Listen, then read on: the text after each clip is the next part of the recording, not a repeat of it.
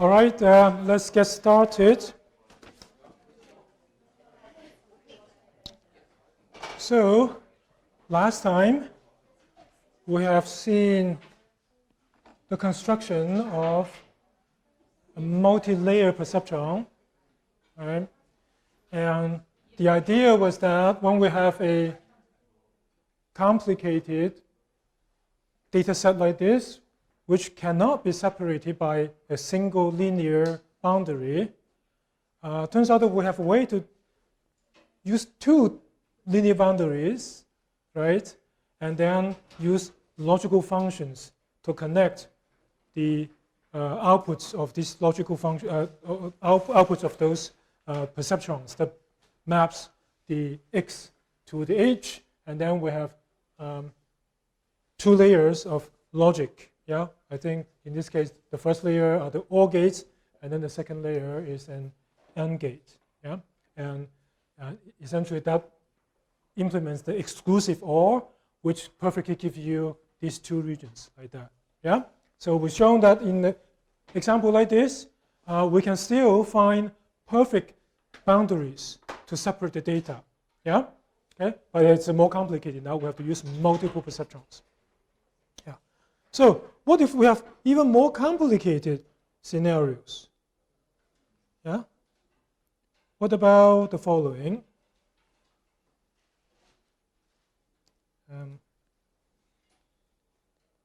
Still x1, x2, still two-dimensional for now. Yeah. So I have a plus here, I don't know, minus here. Oops. Let's say minus here, minus, plus, plus, and then minus here, like that. Okay? Clearly, this looks more complicated than the previous one, right? Yeah? There's no way you can draw two lines to separate this. Okay? Then what do? This is, or in general, we have pluses, minus all over the place. Yeah? What do? Okay? It could happen, right? It all depends on your training data set. Yeah? What if you have a data set that looks like this? Okay? So, well, we say if two linear surfaces cannot separate them, out my own backup to get yours. Maybe you can leave the whole thing because those all backups are gone. Sure. Yeah.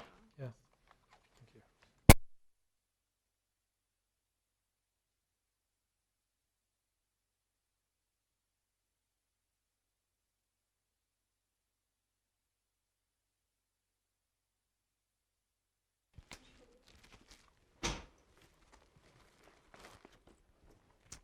Okay.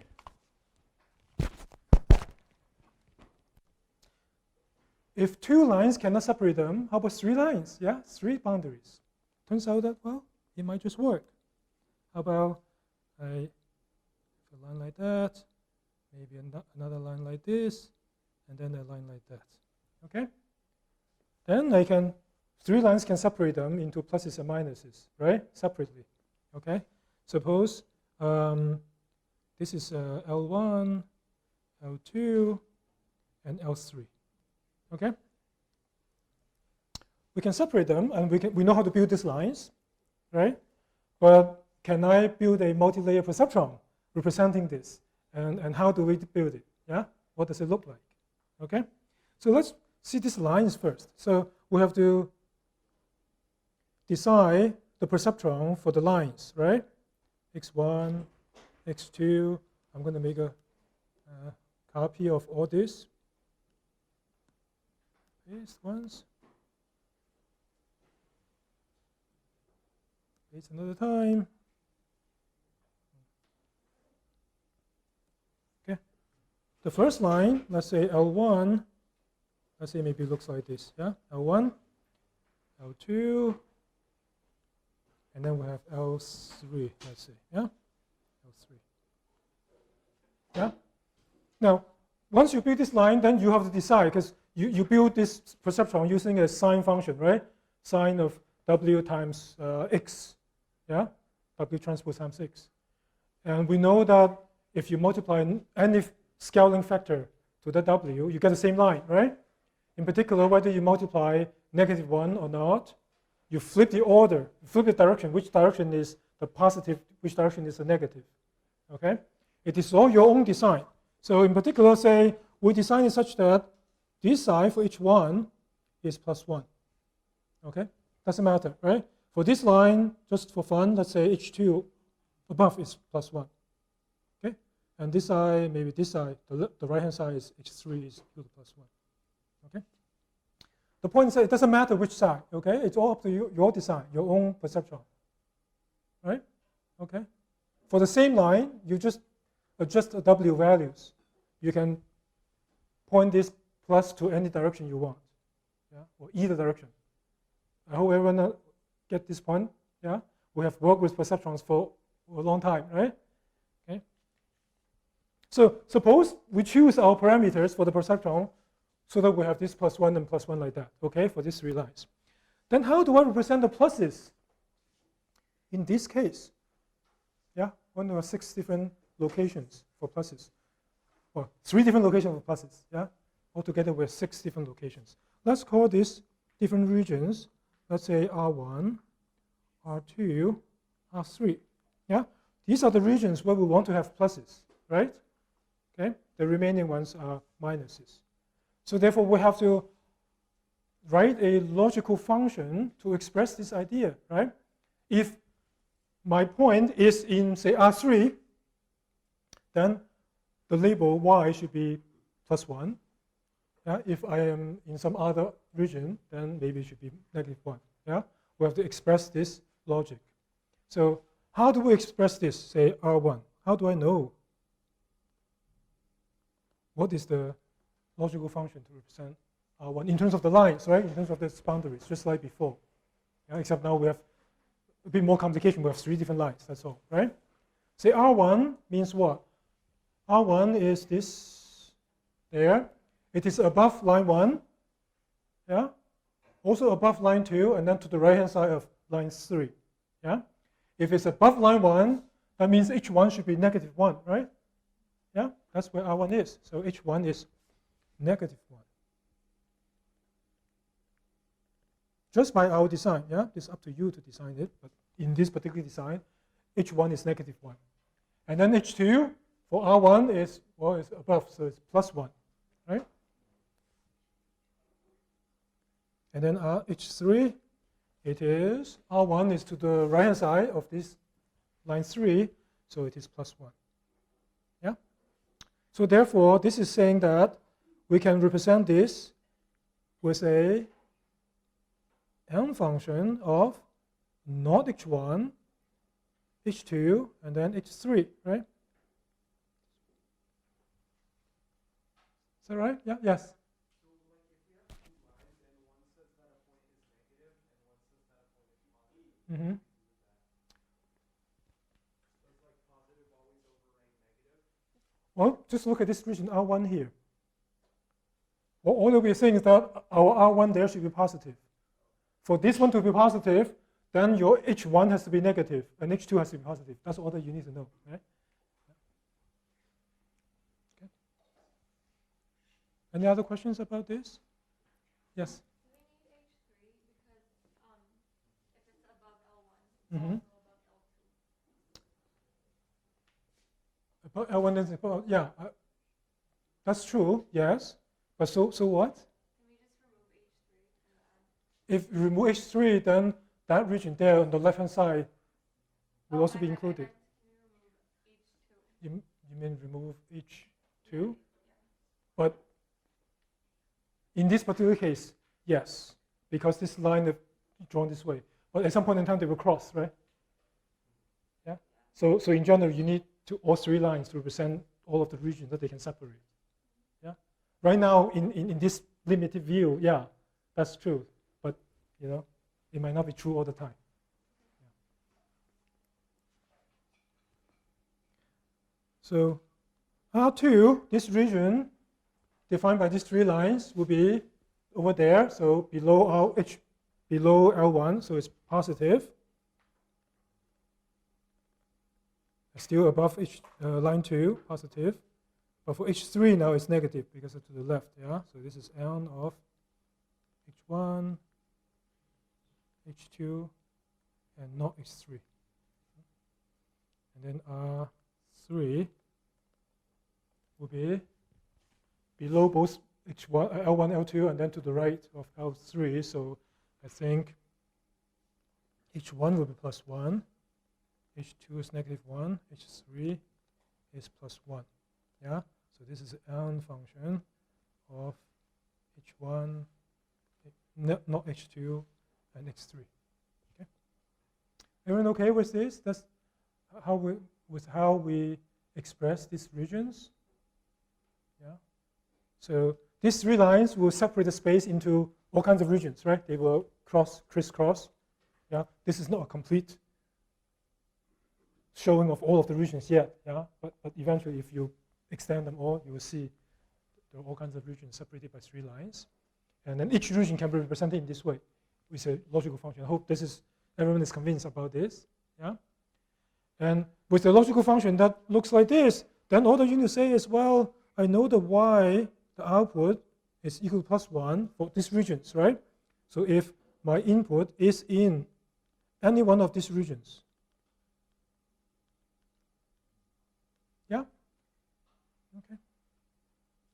So in other words, y is simply equal to OR function of those three regions, which are m functions, right? And H1, H2, H3, and H1, H2, not H3, also and H1, not H2, H3, like that, right? And then big bracket for the OR. Yeah.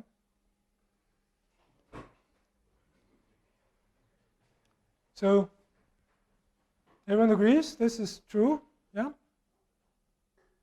So therefore, this logical expression exactly expresses our training data, right?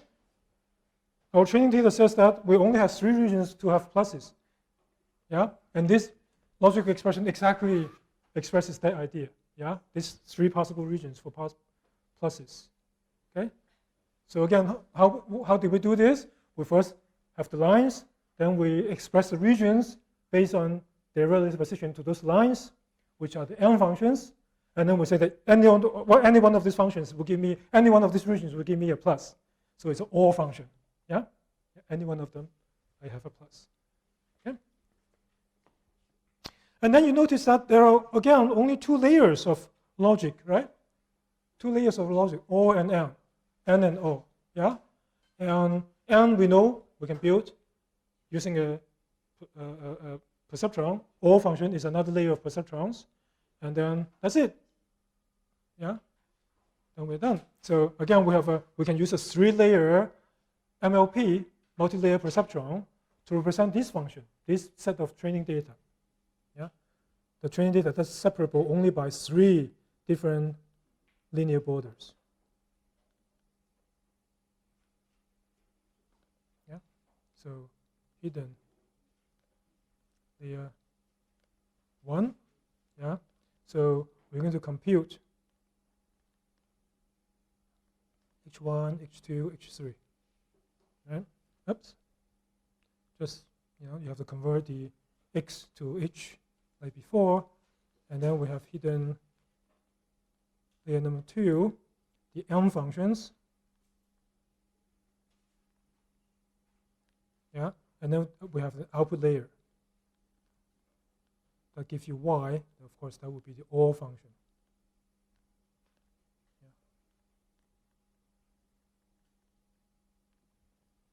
Yeah. Right?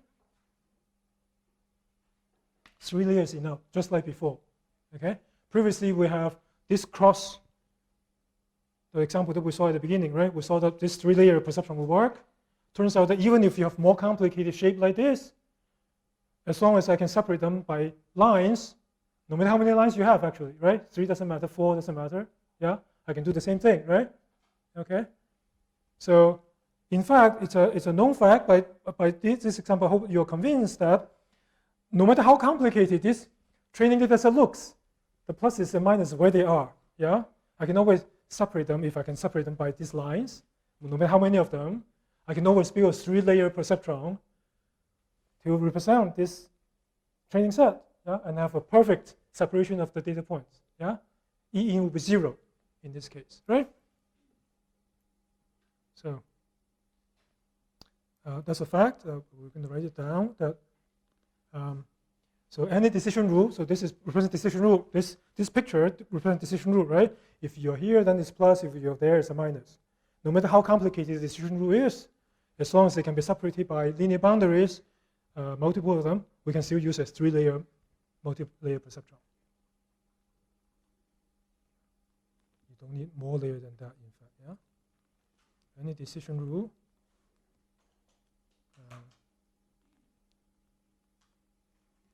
That can be expressed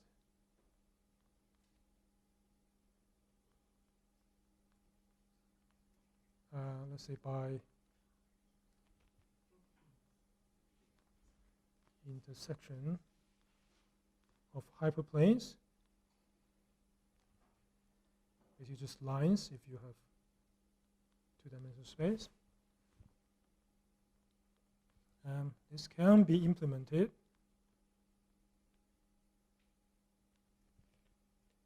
using a 3-layer MLP. Okay, right? I hope we have made a convincing case here, right? This can be done always. Yeah, no matter how many lines you need, you do the same thing. Yeah, just you're inside the M function, you just have a high dimensional, right? If you have more lines, that's all, right? So just again, notice that here, these M functions are d equals to 3, right? 3-dimensional inputs for the perceptron, d equals to 3, yeah. And also for the OR gate, you also have d equals 3. But if you have more lines, that's fine, and you have more regions, that's fine. Just increase that number, yeah. They are still just a perceptron. Okay. So yes.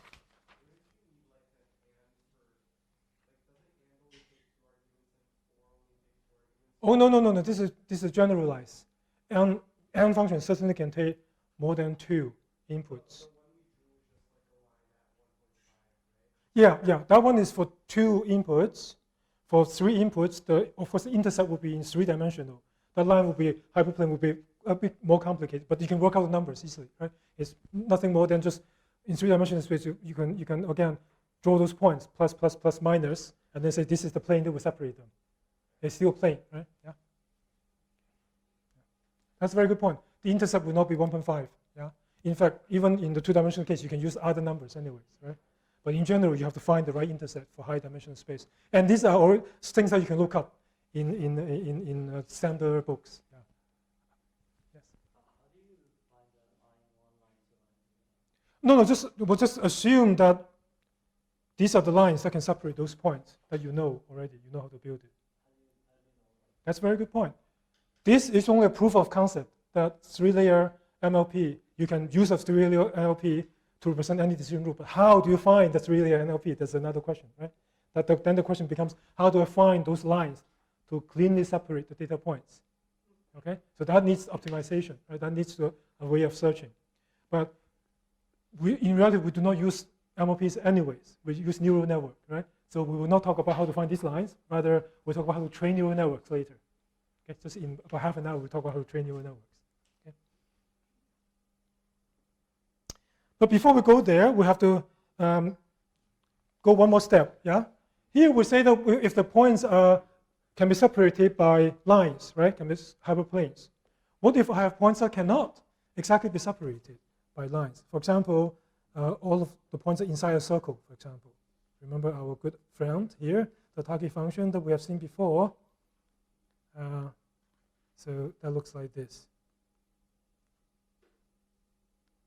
X1, X2, say the true boundary, the true function looks like this, yeah?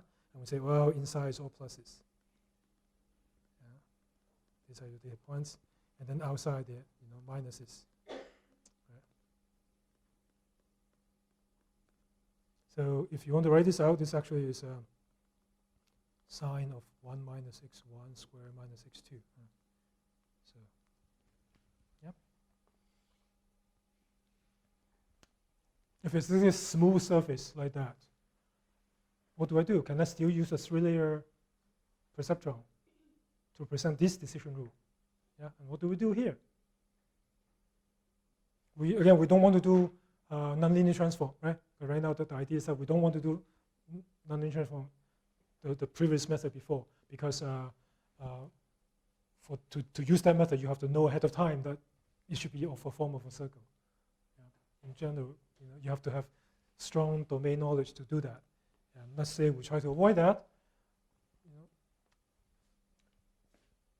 Can I still use multi-layer perceptrons to represent this? Yeah? What do you think?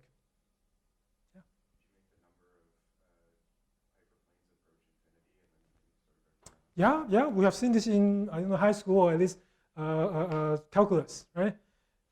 You can use lines, many of them, to represent any curve. Yeah. So just use many lines to represent the surface. Yeah. So it looks something like, I don't know, let's say line here, line there, right? Here, and then if you want to be more precise, you do this. Yeah. This kind of separation, right? The more lines you have, the more precise the boundary is. Yeah. So if you want to have a finite number of points in your training data, you can always have enough. When your number of lines large enough, you can always completely separate those data points, right? In general, when you have finite number of data points. Yeah. Okay. I can also use more lines or more surfaces in general, yeah, for that's a better approximation.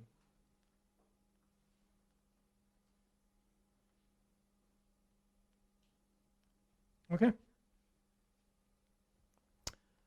And therefore, then we have the following fact that, in fact, a 3-layer perceptron can be used to approximate any continuous decision boundary. Yeah?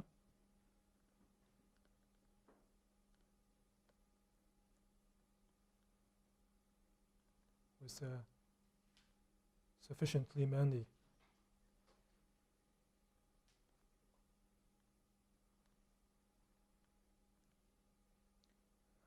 Let's say hidden units, or perceptrons if you want.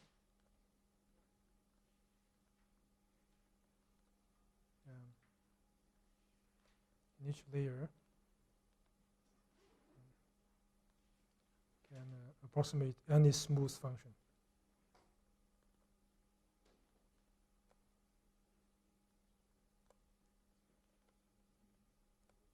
And that's a decision boundary, more precise.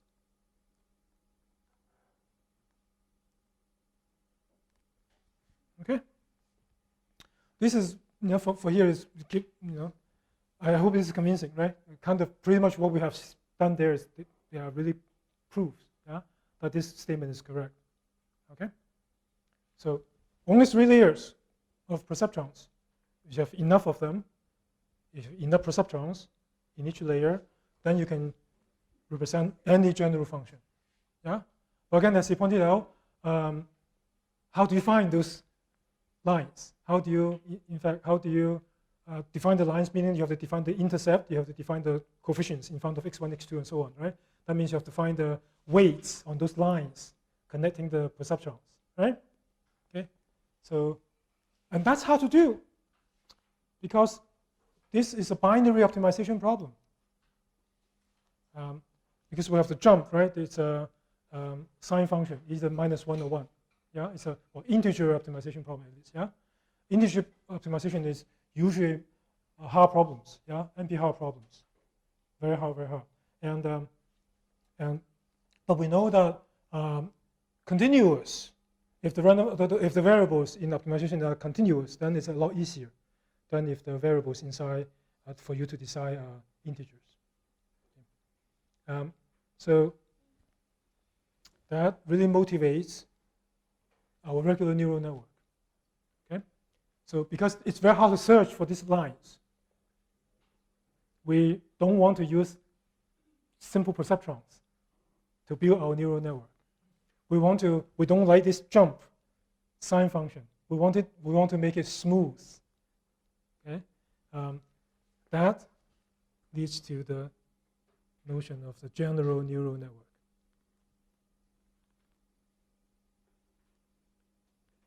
So we're going to change from this kind of so-called activation functions. Yeah, this is the MLP, right?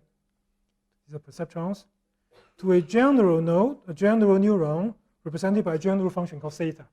Yeah, and then we have neural networks in general. Okay, we use a softer function instead of sine. We usually use a softer function than sine, so that we no longer have a integer programming problem. Yeah. This allows easy optimization.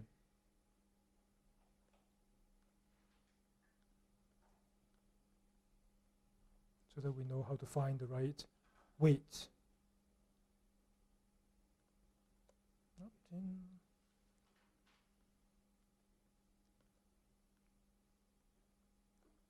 And easy optimization is also same as easier learning, right? Yeah.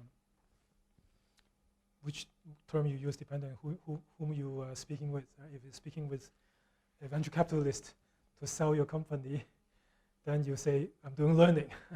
If you talk to a mathematician or someone with technology background, they say, I'm doing optimization. They mean the same thing.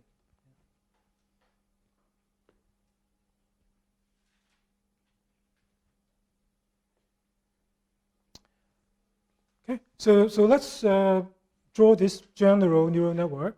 Yeah, so we have the x1s, x2s. Yeah, so we have a layer input x1, let's say x2, xd. Right? We also have a bias term 1. Yeah, right.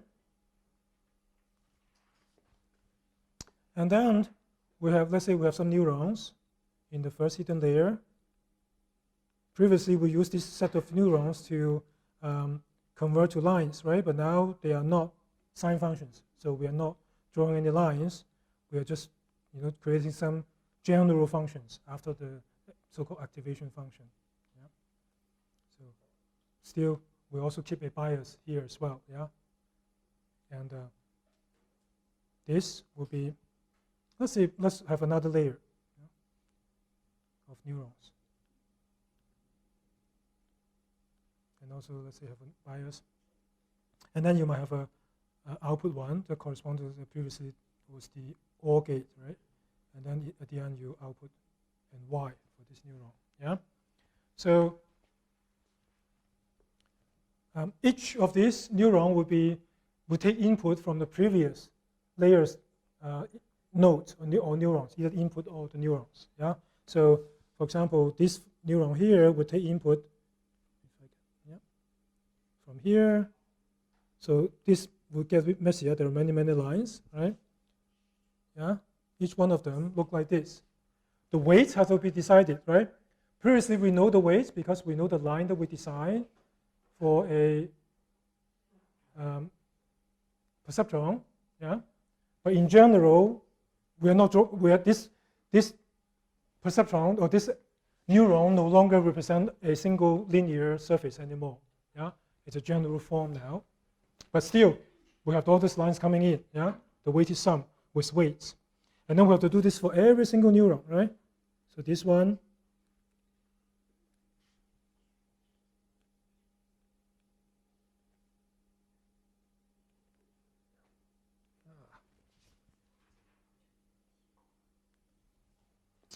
is there a question? Is there a question?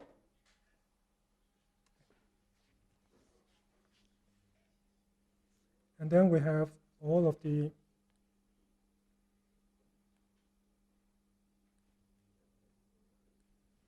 like this, yeah. This is the first one. Remember that the bias one does not have any input, yeah. It's just itself just a number 1, okay. No input. But all of the other neurons will have input, yeah. and they all come from the previous layer. So it all look like this. Yeah, you can easily add them now once you know the pattern, right? But without knowing the pattern, they look rather messy.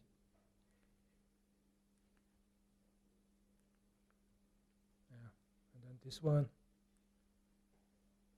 lots of them. Yeah, so lots of connections, and then finally you have this one there and there, like that. Yeah, da da da da da da. Yeah. So again, we have the input layer.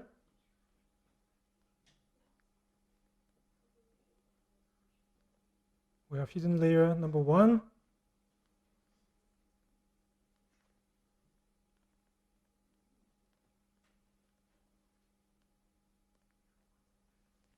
2, and then output layer over here. Yeah, and theta is called the activation function.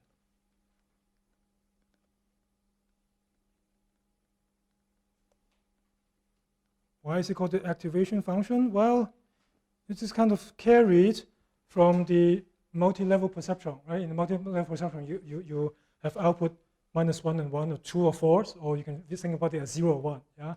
And we can say that, well, it's very activated when the output is 1, kind of like the neurons in our brain, yeah? If the voltage or the chemical concentration in our neuron gets high enough, it gets triggered, it sends a message down to the next neuron, right? So it's activated in that sense. So the perceptron is exactly like that, yeah? There's a threshold. If it's above 0, then you have a plus signal. And but here we don't have a hard trigger anymore. It's a smooth function. So, but we still call it activation function, anyways. Okay. Just a side note that this last one, usually we don't use theta. Okay. So in fact, this may not be theta. And usually we don't even use it as theta. We use something else. For example, the last layer can be logistic regression. If you want to use this neural network for image classification, right? Then you might want to say, I want to output the probabilities that it's a cat, it's a dog, and so on. Yeah. So you're going to get those probabilities, and it's a softmax classifier at the output. So in general, will not be the same as a theta in the rest of the neural network. Okay? We use theta here. We follow the textbook to use theta here just for convenience. When we write out the math formulas, having a single theta is easier than say, well, there's theta here and then there's a different theta. That's all. Okay? But just know that in general, it will be something different. Yeah? Now, what are the good theta value that we use? One example of this, theta of S. Remember, we have the sign, the jump that we say, well, it worked. We show that it works, but then we don't like it that it jumps. What would be an alternative to that? We want to have a softer version of the sign function. Then what should it look like? Yeah, it's a sigmoid function. Yeah. A sigmoid function that goes from, in our convention, from -1 to 1. Yeah? In that case, then we have a hyperbolic tangent would be one of those sigmoid functions. Many other forms will be good as well, but hyperbolic tangent is one of the most common ones.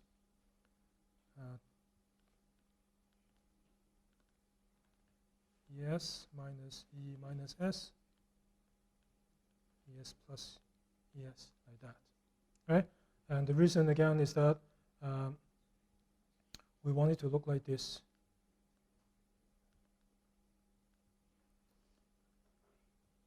One, -1, like that. Yeah? It's a soft version of that sign function. Okay. So therefore, now the output would be anywhere between 0 and 1. Yeah? Okay. Oh, yeah. E minus S. I made the same mistake yesterday in the other section. It's one of these common things that I don't know why I keep missing.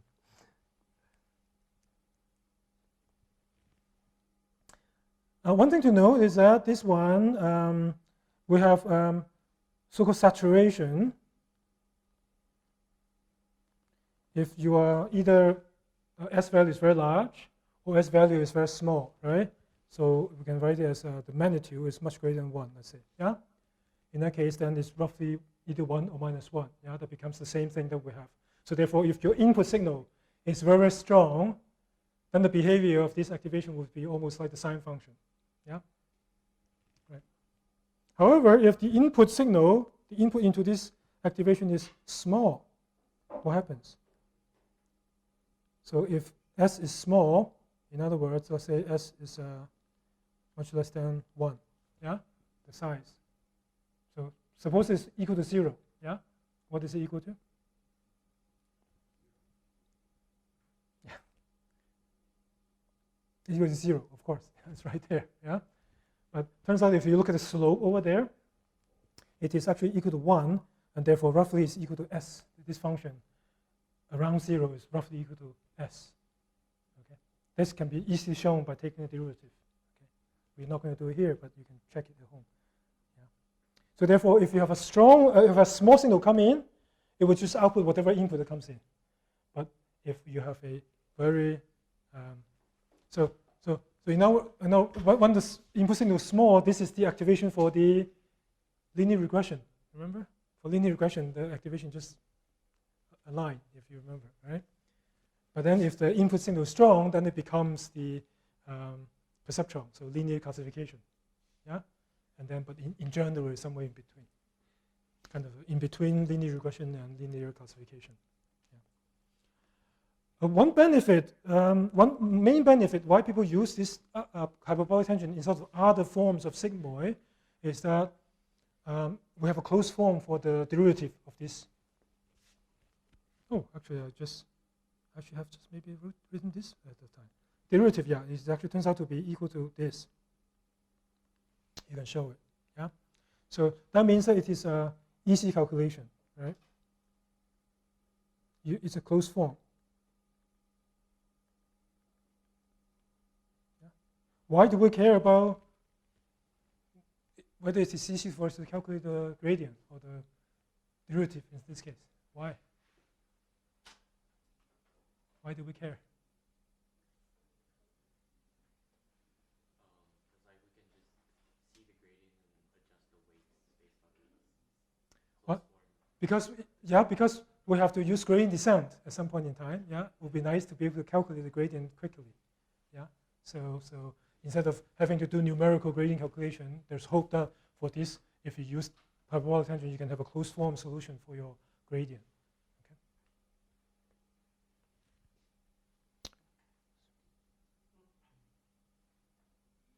So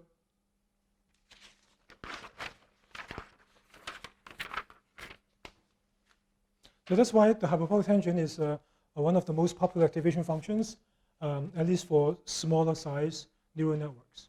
Yeah, it's easier to calculate, easier to implement and train the neural network. But later we'll see that for large-scale neural network, we don't even use hyperbolic tangent anymore.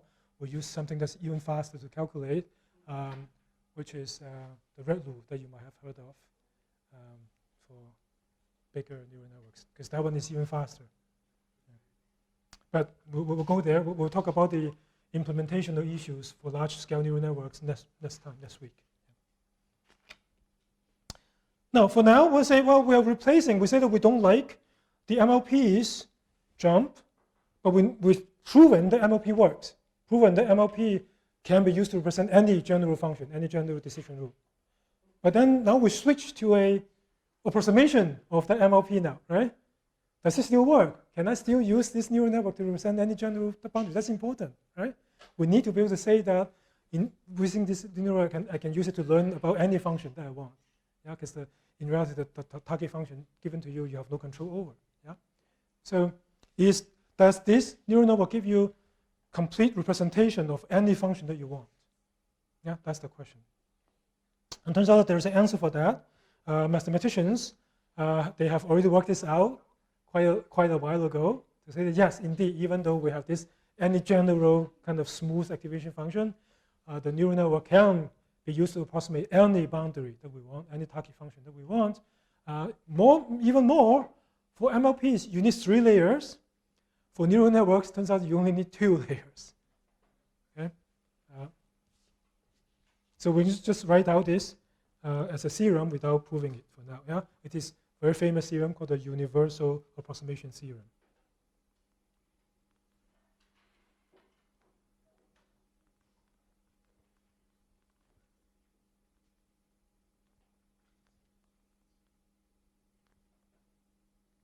And it was first published in 1989. Yeah, we're getting more, closer to the current era now. Yeah. The theorem says that a 2-layer neural network. Yeah, 2-layer here means that there are 2 layers of neurons, right? We don't count the input layer because the input layer does not have any neuron. Yeah, so therefore this is 1 hidden layer. So 1 hidden plus 1 output layer, right? That's the 2-layer neural network. Oops.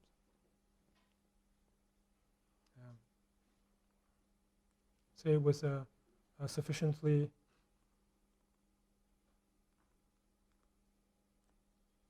many neurons.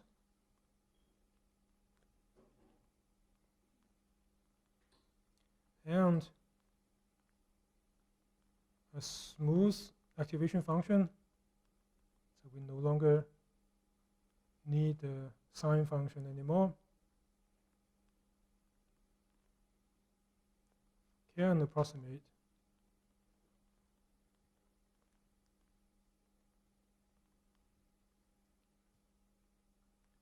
any smooth decision boundary.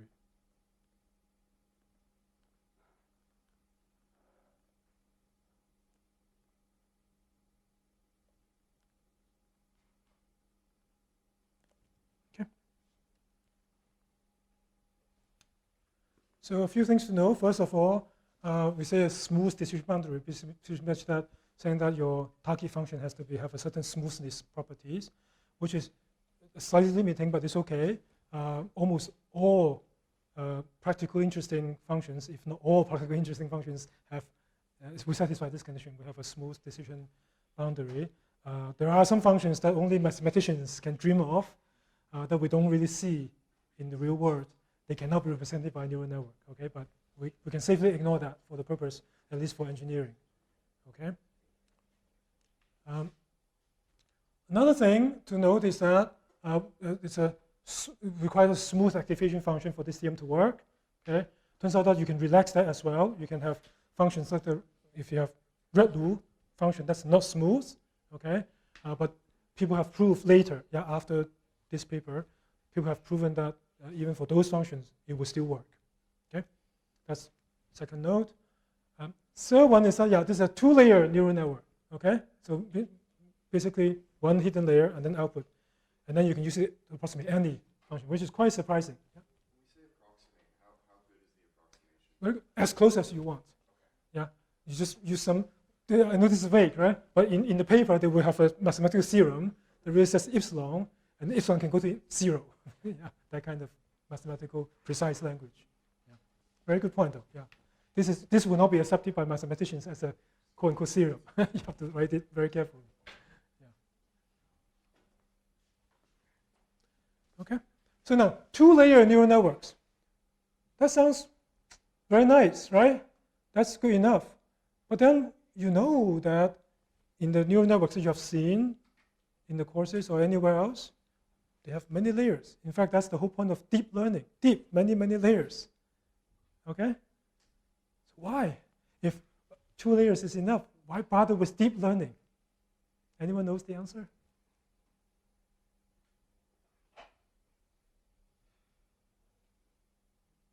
Yeah? Maybe that sufficiently many neurons can be approximated by multiple layers.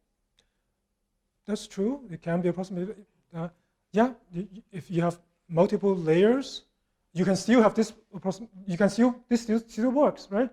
Because multiple layers contains 2 layers. Yeah. At the end, this theorem still applies to multiple layer neural networks clearly. Yeah. The question is, why do we bother? What is the benefit of multi-layer? Because sometimes like you don't have that many features. Okay. To increase the hidden unit, and that, like, it just like you need more features to. You need more features. Well, no, well, you don't need more features. Doesn't matter how many small features you have. With this theorem, that is independent of how many features you have. It still works. Okay. The reason is that if you only use 2 layers, the number of neurons that you need will be exponential in the dimension of your input features. Exponential in the d, small d that you have. Okay, exponentially many neurons. So potentially, when you only use 2 layers, you need many neurons. You have a huge neural network. Okay, whereas turns out that if you use many layers, even though you have more layers, the total number of neurons is much smaller to do the same job. Okay, and one reason that's kind of hand waving is that different layers of the neural network learns about the different representation of your input data.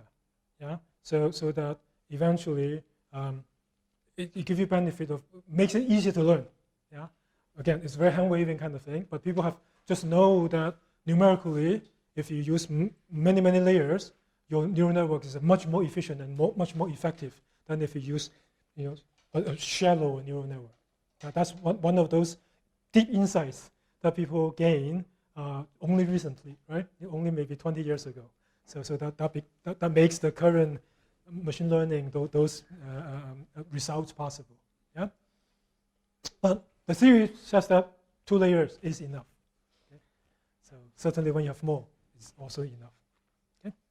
Then the question is, how do we train the neural network then, right? How do we compute using neural networks? So we'll continue maybe after a break. Yeah, we'll come back in 10 minutes. Yeah.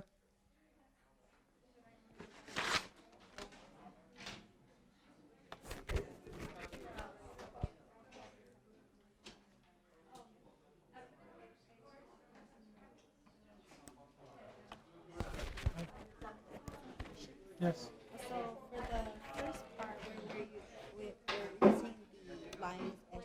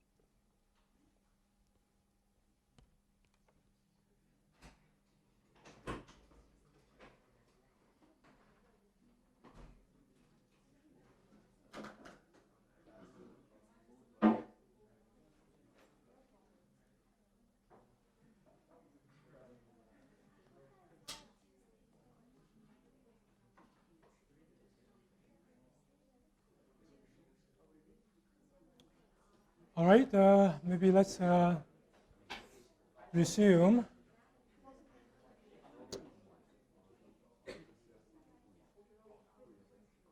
So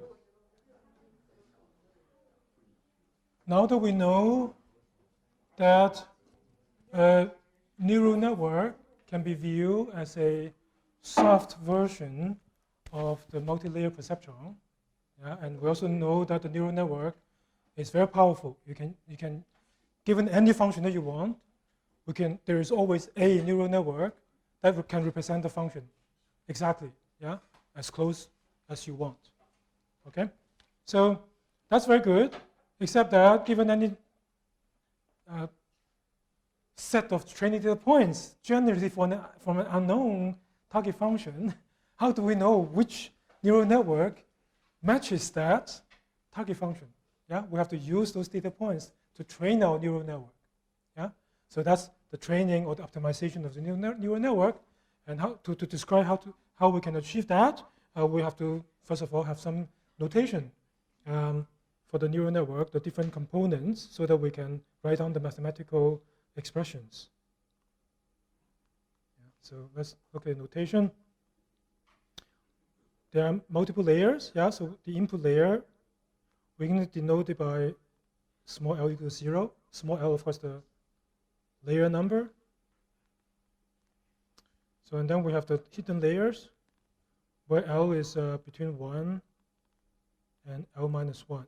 Yeah, capital L is the last layer, the output layer. Okay, and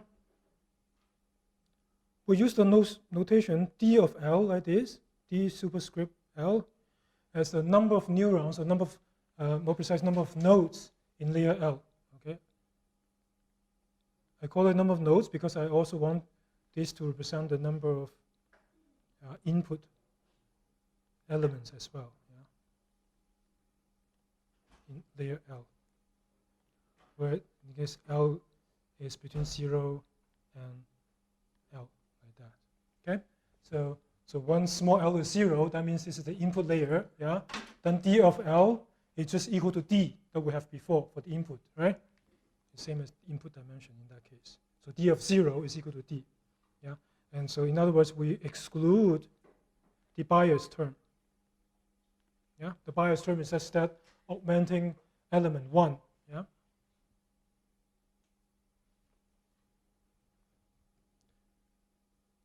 And then we denote the weight by W, like that. Wij of L is the weight connecting the node I in layer L minus 1 to node J in layer L. Connecting node I in layer L minus 1 to node J in layer L. Yeah? So if we just notice that this superscript L always represents the destination layer, okay? We were talking about the relationship between two layers. That L always refers to the destination layer. Yeah, so therefore it's node I in layer L minus 1 to node J in layer L, right? So you can look at a single neuron here, let's say.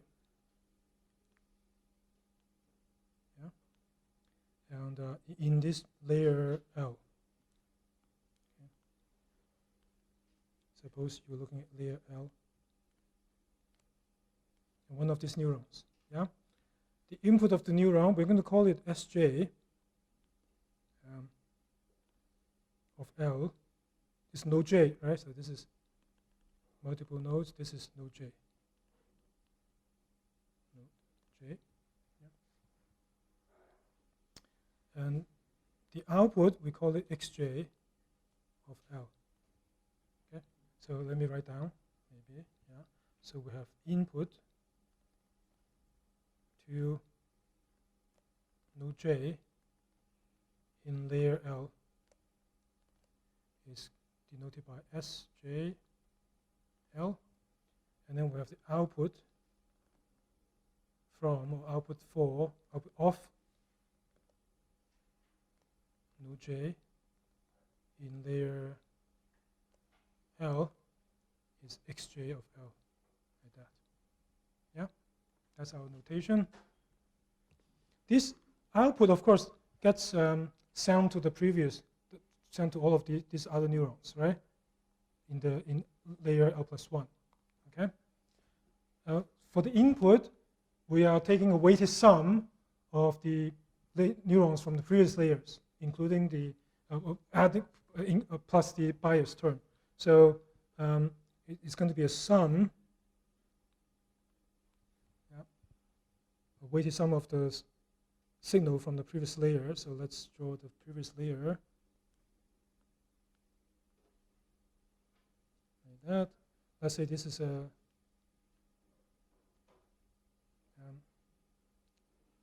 layer L-1. Yeah. We have the bias 1, yeah, coming out. Would get sent to the sum, right? And in the previous layer, the output of the neurons, the notation, of course, would be what? This neuron, the output would be x of the first neuron in the L-1 layer, right? x1 of L-1 like that. And then it gets sent there. And let's draw one more. This figure will get very tedious pretty soon, yeah, messy, but just try to keep track carefully. Yeah, and then you have this last neuron. The output gets sent. What is the notation that we will use for the last neuron? X of the output of the last neuron. X of what? Oh, I'm sorry. This is not L-2. This is L-1, right? This is the L-1 layer. Sorry about that. So it's still L-1 for the superscript, right? What is the subscript? Subscript denotes the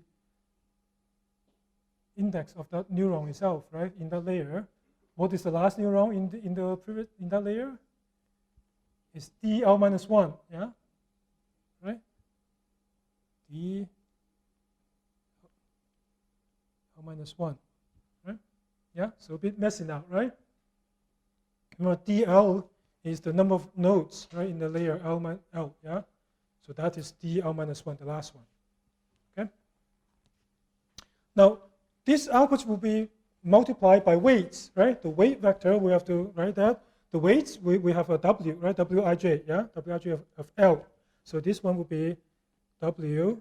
It comes from node 0, yeah? It comes from the bias. So W0 of J of L, right? Yeah? This one will be W1 J L, yeah? W2 J L. Yeah, all the way until this one will be W D L-1 J and then L like this. Yeah, messy. Yeah, but still, I hope you are still keeping track, right? So, and then if you look at the output, the other side, you can also fill it in as well. Yeah? This Wj to the first neuron, and this way is to the next layer. So its index is L+1, right? And then this one, of course, the weight is Wj to L+1, right? And finally, this one with Wj to that one, yeah, D L+1. And then L+1, right? Yeah, just a bit of messy tracking, but otherwise it's not hard to understand. Just messy, messy, messy. That's all. Yeah, tedious. We have so many symbols here because there are so many edges in the neural network. Yeah, very complicated connections. Right, a lot of stuff going on. And this only describes a single neuron, right? Notice, yeah. Describes a single neuron. And then we have, in the same layer, we have multiple neurons here. Yeah? Each one of these guys will have the same kind of connections. Yeah?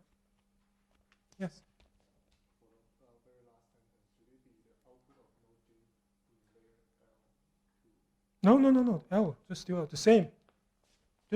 We're just talking about this guy, right? This one neuron here. This guy there. Yeah.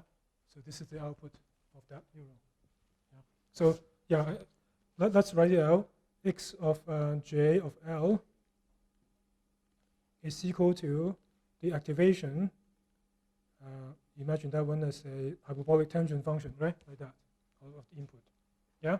So if you write out this, what is the input? Yeah. The input Sj of L is all of the weighted sum from before. Yeah. So for the bias term, it's 1 times this weight. Yeah. And then for the rest, you can write it as a sum like that. 1 to, well, in the previous layers have d minus 1 many of them. So W I J of L multiplying W X I of L minus 1. Yeah. This is I. Yeah. So all of the input from the previous layer need to be multiplied by the weight, sum them up, yeah, and then you get the input to your current layer's neuron. Yeah? Okay. Now, if we want to make it a bit more compact, so we write this, we put them into vectors. Yeah? So now we're going to have a vector notation for this. It's a bit easier to track in general, right? So we have S bar like that. This is going to be the entire S1 of L, S2 of L. So all of the inputs to all of the neurons. So how many neurons do we have? In the L's layer, we have D of L, number of neurons. Yeah. So that's why the subscript is D of L. Yeah. And if we put all of the outputs together, yeah, but for the output, for x, because we almost always express this as a augmented vector, right? X, we express the augmentation, so we have a 1 here, and then we have x1 of L. Yeah, just small thing that we have to note. That's all. X2 of L, and then x dl of L. Like this.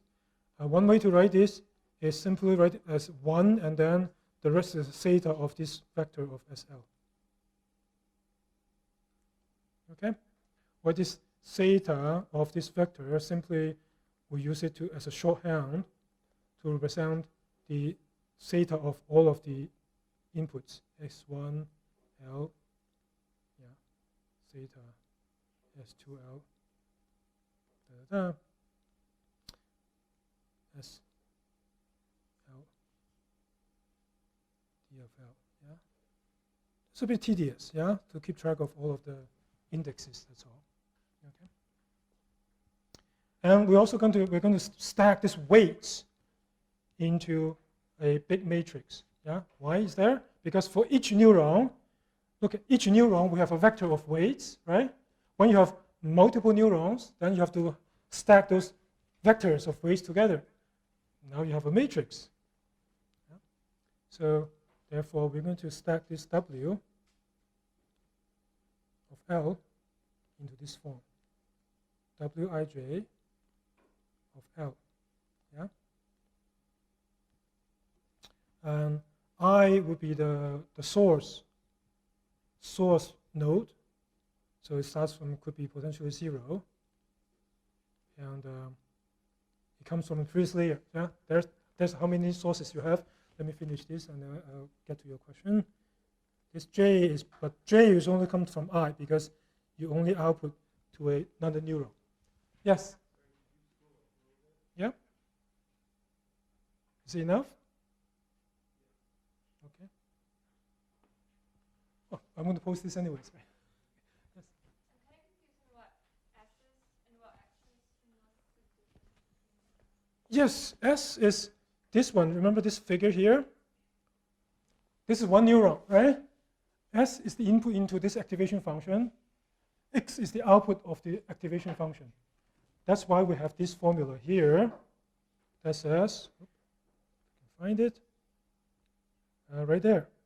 Yeah, X is the output of the activation function with respect to the input of S. Yeah. And then for the vector of x, why is there a 1 added on there? Because that's technically not the output, is it? Right. So this vector will augment it, right? Normally, of course, we don't have the 1 there, but this is an augmented vector, so there's a 1 on top. But just to confirm, this is not the output of the neuron. This is not the output of a neuron. This is just the definition of a vector. The output of a neuron is this xj's. Yeah. The 1 is not an xj, right? Yeah.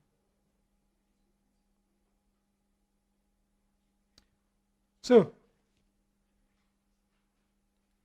this is a big matrix, right? Many things there. If you want, you can, I guess, you can write it as, W0, 1 of L, and then maybe W0, 2 of L, all the way to W0 of DL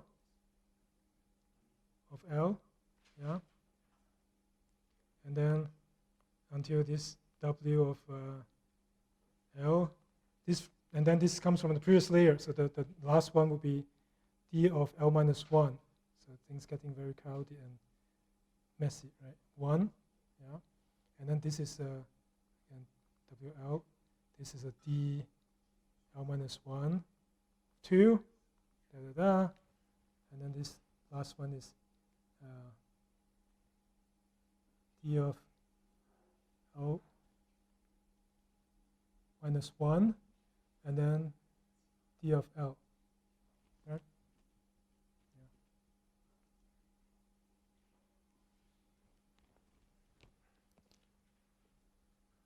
So what is the size of this guy?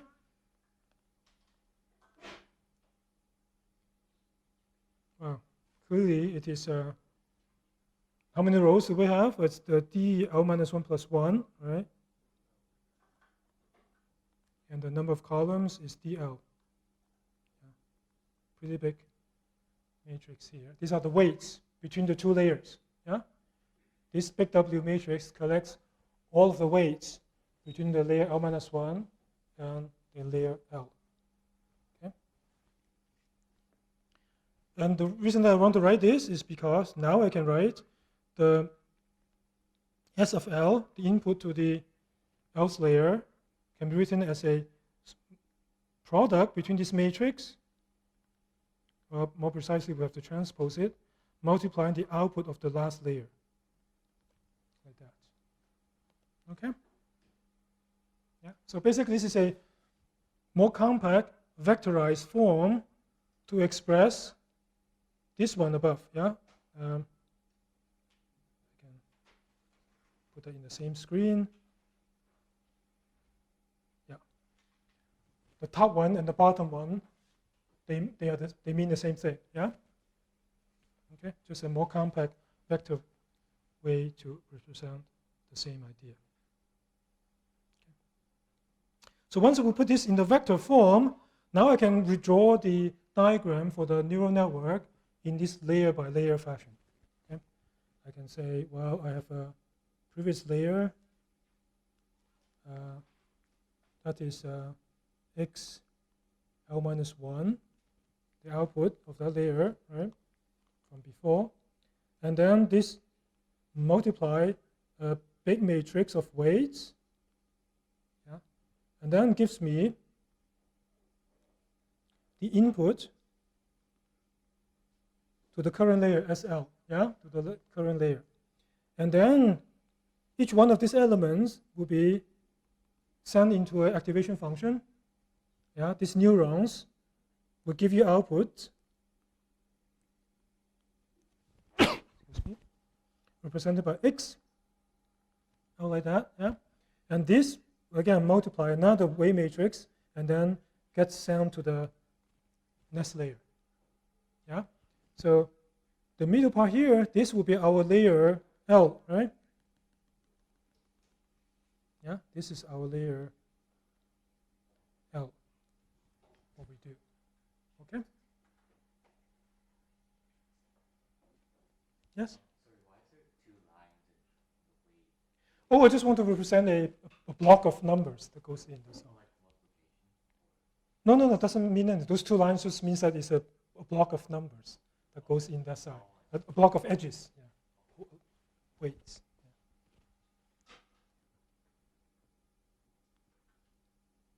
So you can write this as, well, I have an input, which is layer 0. Yeah, so x of 0. You multiply the weight to get the first layer, so multiply W1 to get S of 1, right? And then you send this into your activation function. You send this into your neuron. The neuron outputs x of 1. Yeah? This whole layer's output. This whole layer's output multiply the weight for the next layer, W2. Yeah? And then you get S2 for the next layer, the input into the neurons of the next layer. Okay? Are we doing okay there? Yeah? Okay. X2. Yeah? And then so on and so forth, right? Until the penultimate layer, L minus 1. And then this one multiplying a way for layer L, you get S for layer L, and then you send to the last activation function, you get the X of capital L, the last layer's output, right? So this last layer of output basically would be your final answer, right? Your estimate for the label. Yeah? So this is how you have a chain of calculation from the input, which is x0, which is just your x, the input x, and then at the end you get a estimated label for that input x, right? Okay.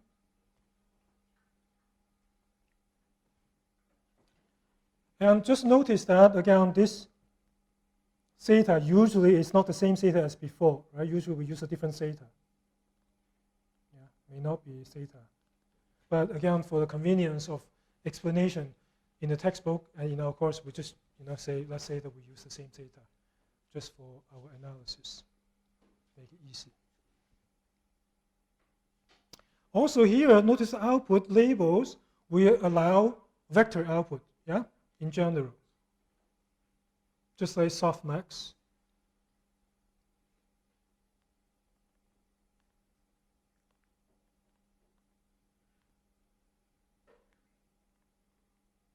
Yeah, if this is softmax output, then you are outputting a vector of probabilities. Yeah, the probability is a cat, probability is a dog, and so on.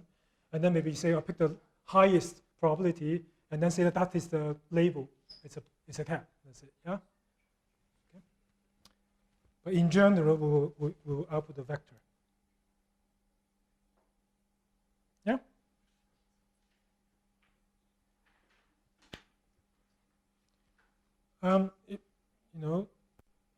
One way to write this in a pseudocode. So this is a pseudocode of a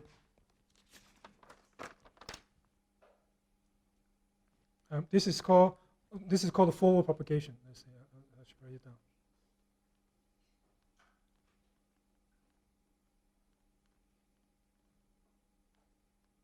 Yeah. This whole thing, yeah, this one-dimensional thing, it's going layer by layer, and from the input to the output label is called forward propagation, as opposed to later we talk about backward propagation, right? The forward propagation, and the pseudocode for that is very simple.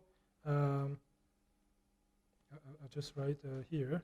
Yeah, let's say we input x0, that is equal to your whatever input you have, right? That xd.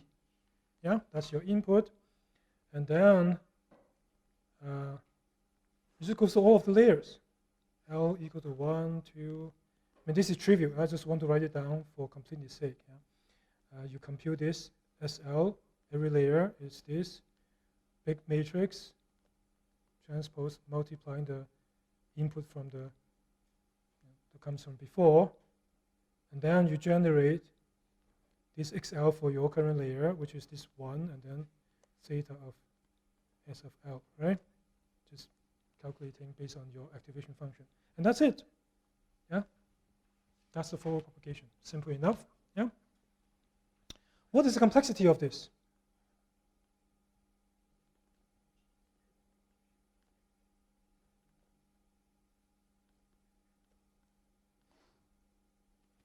Well, it depends on how big your neural network is, right? But how do we measure how big? Yeah, there are two possible measurements. There are how many neurons you have, or how many edges you have. Yeah, so let's see. How many neurons?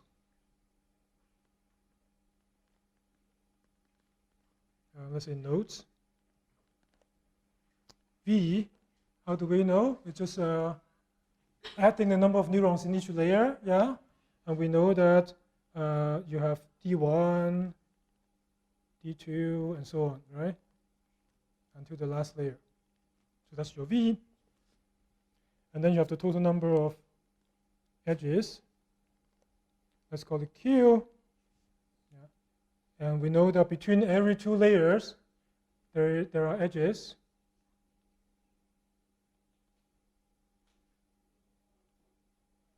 So you have D, here L plus 1, multiplying D L plus 1 like that, right? That's the number of edges between two layers, so just sum them all up. And what is the complexity? Total complexity. It's an O of, well, in general, V plus Q. How many calculations? Yeah, the V calculation would be for the activation function, right? The Q calculation would be for the multiplication of the weights. Yeah, that's how many weights you have, right? And then you have to sum them up, of course. But which one dominates? Of course, the number of edges will dominate. Yeah, so every edge, every node has at least one edge. Yeah?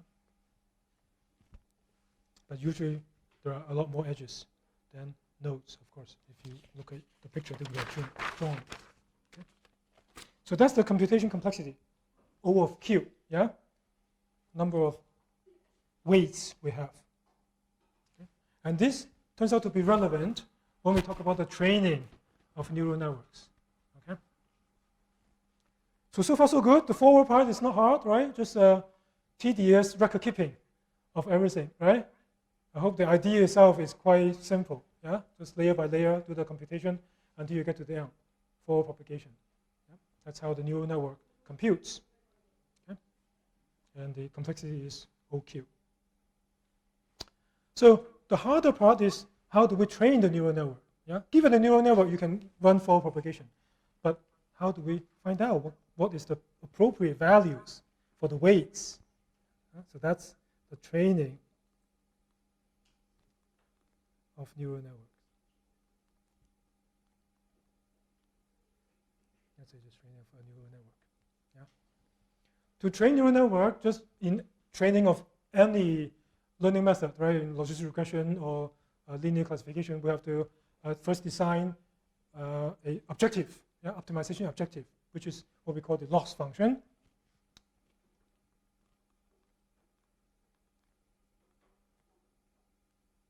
And so to define the loss function, let's first of all put all of the parameters that we need to optimize into a big omega structure. Yeah. What are those things that we need to optimize? All the weights. So we have the big matrix for the first, between the first and second, zero and first layer. Yeah. The matrix between the first and second layer, and so on. Yeah. All of these matrices all together. Yeah. This is our space for our parameter values to be optimized. So the model parameters. Okay. We have to optimize this, right? Rather complicated structure, yeah? A bunch of matrices together, if they have the same size, they can stack it together, then it becomes a tensor. Yeah. And then we say the loss function, of course, we can again define it as En of omega, we denote it by this. It is the loss function with respect to the nth sample point that we have.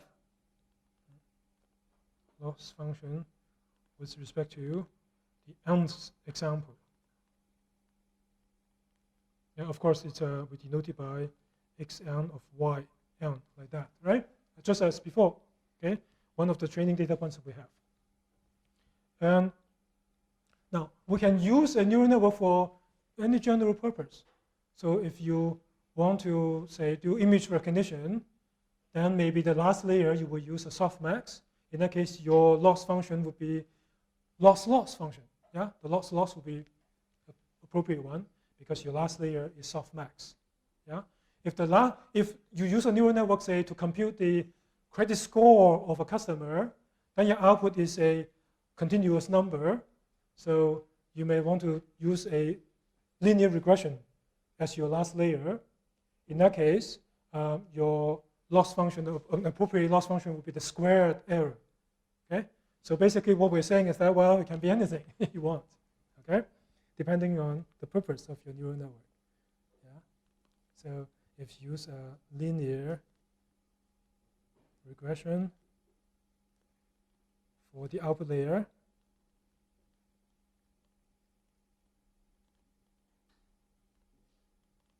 then we use squared error.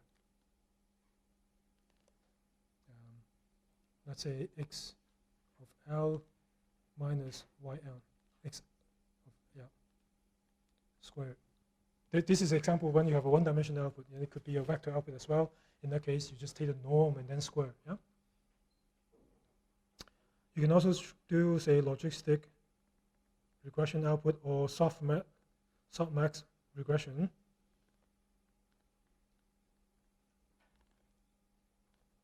Yeah, for output layer. Then most likely you will want to use the loss, which is again minus log of this p hat of omega yn, which is true label, and then the sample point attribute xl, right? Okay. So nothing mysterious about the loss function for neural networks, yeah? And then once you have this loss function, then you say, okay, in general, because neural network is rather complicated, we don't have any closed form solution for the optimization, so we have to use a numerical method, and the numerical method of choice these days is gradient descent, yeah? So let's describe the gradient descent procedure. In particular, let's just look at the stochastic gradient descent. This is a bit easier to write down.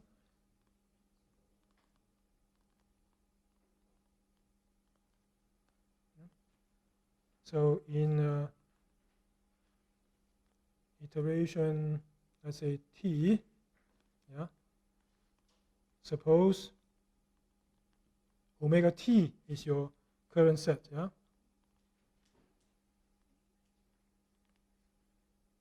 Current set of parameters.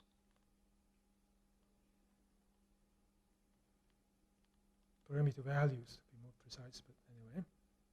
And what do? In stochastic gradient descent, first you select a sample point at random from your training data set, yn, random. Now remember this omega t represents the current neural network, right? Yeah? Omega t gives you a neural network, but only a tentative one, yeah? You still have to update it, make it better. So what do? Well, you compute the gradient with respect to this sample point, yeah, so gradient of En at omega t, right, at this point. So what do we mean by this gradient? Well, omega has all these multiple matrices together, right? So again, it's just a collection of the partial derivatives, yeah, the one-dimensional partial derivatives with respect to each one of the weights. Yeah, that's how we define this gradient, right? So this is defined as the set of partial derivative for omega partial with respect to this wij, L. Yeah, we have that many different kinds of weights, and then evaluate it at omega equals to omega t, right? And this we need to have this for all ij and L. Yeah, you put them all together, all these different numbers, these different derivatives together, you have the gradient. Yeah, that's the definition of gradient, right? Okay, quite a bit messier than even our logistic regressions gradient, right? They're just a single vector. Here is a whole bunch of matrices. Okay? So once you have that, then you update your weights, ij of L. Yeah, for each one of them you have to update. So let's say t plus 1 step. This new one is equal to the ij of L at the t step, right?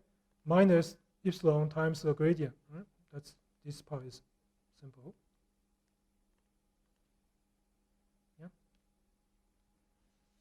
Yeah. Maybe I should say this whole set. Yeah. You have to, otherwise, I have to say the ij's item of this gradient. Yeah.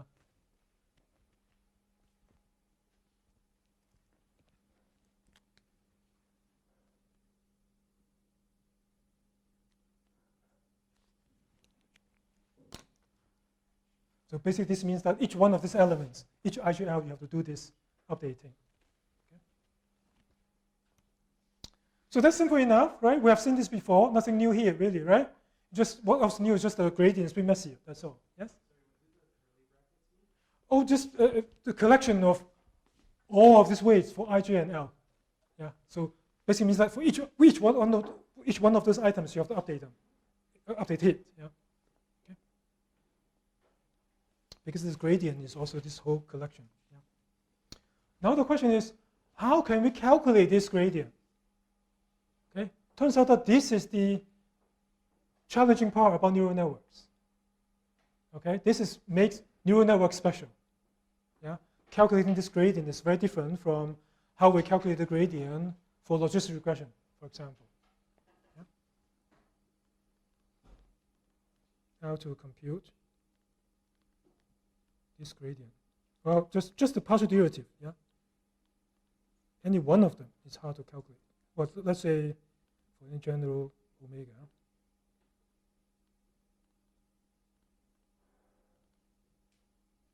How do we calculate this? Remember in logistic regression, what did we do? For this partial derivative in logistic regression, what was it? How do we calculate that? We have a closed form, right? If you remember, we have an expression for that partial derivative for logistic regression. So no problem at all. Just plug in the formula, you get that logistic regression. Haven't you done this in your homework, in your programming assignment to do logistic regression? So you should know, right? So logistic regression, you have an expression for the derivative, for each one of these derivatives. Yeah? But for neural network, the structure is so complicated, we don't have an expression for this. Yeah? So that's why it's challenging for neural network. So if we don't have an expression for this derivative, what do we do? How can we calculate this? No expression, then the only option would be numerically calculated, right? We can numerically calculate a derivative. How do we do it? You should have seen this in your calculus course. So how do we calculate a derivative numerically? Yeah, you add a small delta and check how much change the function value has become. Yeah, how much change has been changed to the how much the functional value has changed. So we have used a numerical approach. A so-called finite difference approach. Yeah. The only trouble is that this is a partial derivative, right? You might have been familiar with the regular derivative. How do you approximate regular derivative? One with a single variable, right? Once you have partial derivative, it's not hard. It just says that I have to change one variable and then keep all of the other variables constant. That's all that it means by partial derivative. Yeah? We change one variable by a little bit while keeping all of the other variables constant, and then observe how the function has changed. Right? So the procedure will be, we replace this Wij of L, this particular one that we're interested in, by a Wij of L plus some epsilon, let's say delta of W. Yeah? While keeping the other weights the same. Keeping all other weights fixed or unchanged. Yeah? Suppose now, then let's denote this new big omega by big omega plus. Yeah? The resulting set of parameters. Basically, you have a new neural network now, right? But what's the difference between these two neural networks? Only in one weight. Yeah. All of the other weights are the same, except one weight has been changed by a little bit by delta W. Yeah. Okay. Only one weight is changed between the omega plus and the original omega. Now, once you have that, then we can say that this partial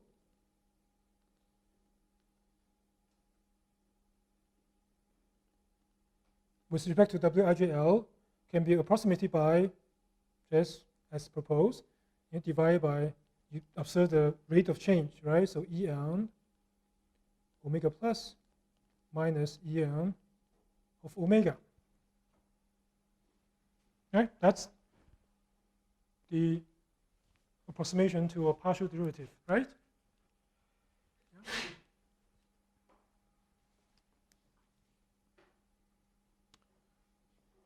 Yeah. And do we have a way to calculate these values? Yes. Sorry, the delta W, is that just like the small epsilon? Or Yeah, it's a small epsilon, yes. Yeah, that's right. Numerically, this is what you can do. Use a small one and observe the change in this loss function. Yeah, but you have to do this for every sample point. so is that like omega or W, this is just call it delta W. Yeah, this is weight W. Yeah, weight W. We know how to calculate this, right? Because given any input data, this xn, En corresponds to the input xn, right? We know the input data. We have the input. We can run forward propagation all the way to the label y hat, yn hat. We also have the true label yn. By comparing yn hat and yn, whatever measurement that you want to use, we can calculate this En, this loss function, right? So we know how to calculate this. So this method works, yeah? But it requires forward propagation of your neural network, okay? So what is the complexity of calculating this? What is the complexity to do this?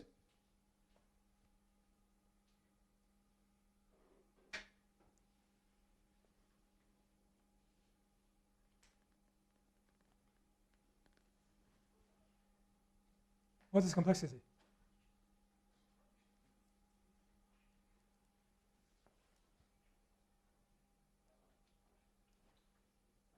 No, really? We have to calculate this one, right? So we have to calculate En. I just told you how to calculate En. You have the data point xn. You plug into your neural network. You run forward propagation all the way until the n. And then you have the estimated label.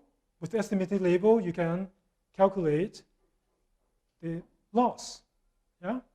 This entire procedure, what is the complexity?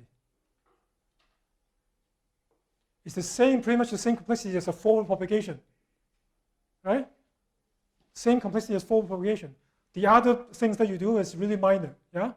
Forward propagation is the one that takes the most time, and that's order OQ complexity, right? So this is OQ complexity by forward propagation.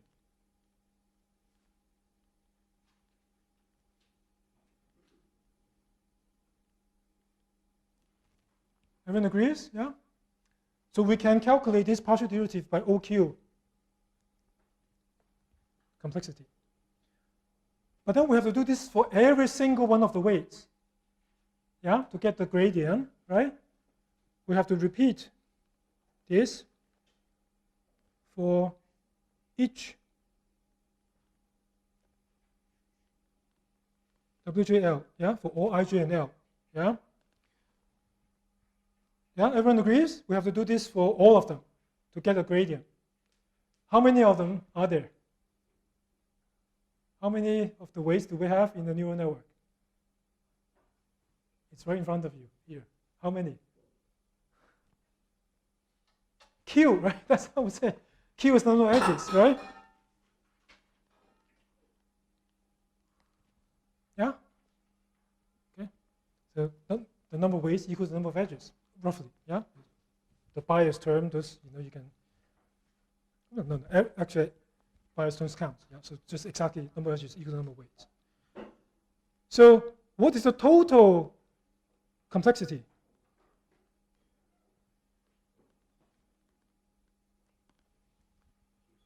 Yeah, Q squared. Big O of Q squared. But this is per update. Huh? Every time you update, because you have to calculate this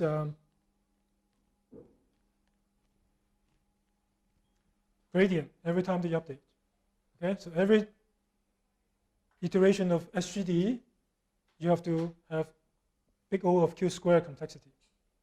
Now, do you think this is acceptable complexity for Q squared?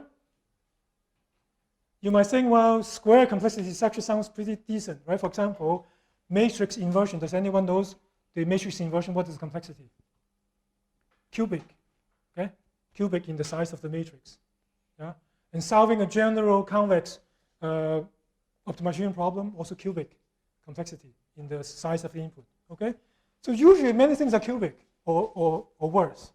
So you think, well, this is square, not that bad. Actually sounds like pretty okay, okay? But typically Q is large. So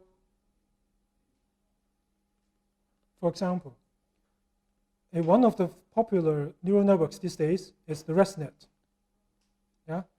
Let's look at the ResNet 50. So it's a very popular network for image recognition. Okay? There are 50 layers.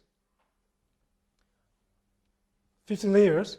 The number of edges or the number of weights in this ResNet 50 is a very common kind of a research type of network. It's not even a real-life network that people can use to solve big problems for researchers. This is about 25 million edges. Yeah. So Q. Yeah. Let's say Q is large. Yeah. Typically, Q is large. Let's say. 25 million. When you have to square that, it's humongous, right? Yeah. The OQ and OQ squared has a huge difference. It's 25 million times difference. Yeah. How about another one? Our good friend GPT-4. Any guesses how big it is? 200 million? Other guesses? Billions? Any other guesses? 1.76 trillion.